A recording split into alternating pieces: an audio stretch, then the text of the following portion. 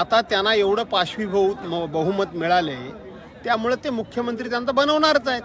तो आज बनवतील काय, उद्या बनवतील काय, परवा बनवतील काय, त्याची आपण फार काळजी करण्याची गरज नाही. याचं कारण असं, अशा पद्धतीनं चर्चा होती की महाविकास आघाडीचं सरकार हे नक्की महाराष्ट्रामध्ये सत्तेवर येईल आणि 26 तारखेच्या अगोदर जर राज्याचा मुख्यमंत्री या ठिकाणी जर जाहीर झाला नाही, नवीन सरकार स्थापन झालं नाही तर राष्ट्रपती राजवट लागू होईल, हे सांगितलं जात होतं. कुठे गेली आता राष्ट्रपती राजवट?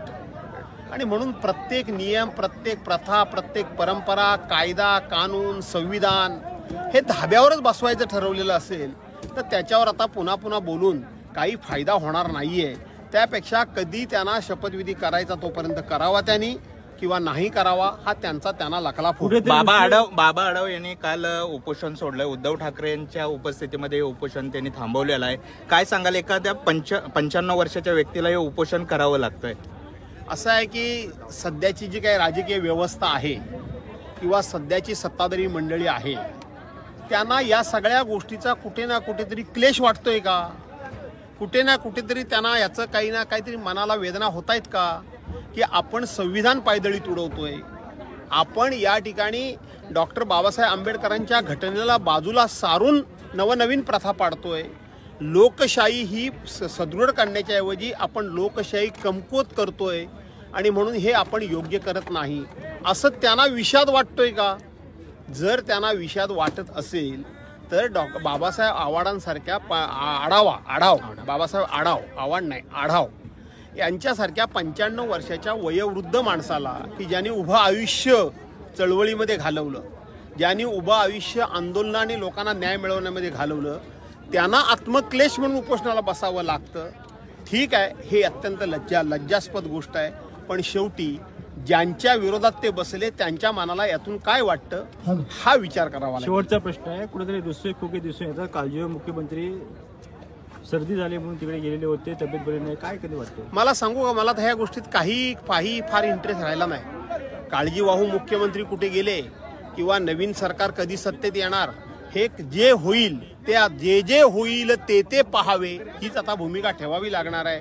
कारण एवढं पाशवी बहुमत त्यांना मिळालंय, तेच त्या धक्क्यातून सावरलेले नाहीये की आम्हाला तरी एवढं पाशवी बहुमत कसं मिळू शकतं हे त्यांनाच कळत नाहीये. कैलासवासी यशवंतराव चव्हाणां इतका उत्तुंग व्यक्तिमत्व असलेला, उत्तुंग विचारांचा नेता महाराष्ट्रामध्ये होता. त्या काळामध्ये एकदाच फक्त 212 आमदार हे महाराष्ट्राच्या विधानसभेमध्ये निवडून आले. त्यानंतर आज तागायत म्हणजे गावच्या ग्रामपंचायत सदस्यापासून तर दिल्लीच्या पंतप्रधानांपर्यंत काँग्रेस पक्षाची सत्ता होती, तेव्हा सुद्धा एवढे आमदार निवडून आले नाहीत.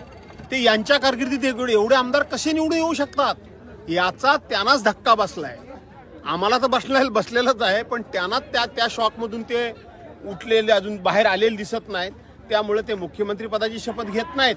कोण आजारी पडतोय, कोण घोषणा करत नाहीये, त्यांनाच हा धक्का बसला. निर्मला सीतारामन यांच्या पतीने सुद्धा ईव्हीएम संदर्भात प्रश्न म्हणजे हे केलेले आहेत आणि भाजपच्याच त्या नेत्या आहेत तिथे.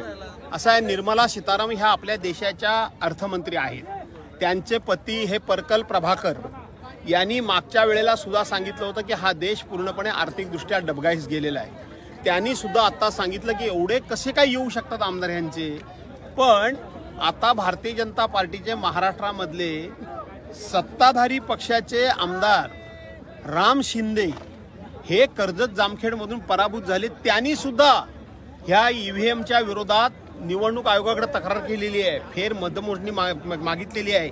याचा अर्थ की विरोधी पक्षाच्याच लोकांनी फक्त तक्रारी केल्या अशा नाही, तर सत्ताधारी पक्षाच्या लोकांना सुद्धा त्यांना एवढं यश मिळून पण त्यांना आता डाऊट आलेला आहे, त्यांना शंका आलेली आहे की हे ईव्हीएम मशीन जोपर्यंत ह्या देशातून काढून टाकलं जात नाही तोपर्यंत खरी लोकशाही ही प्रस्थापित होणार नाही. धन्यवाद.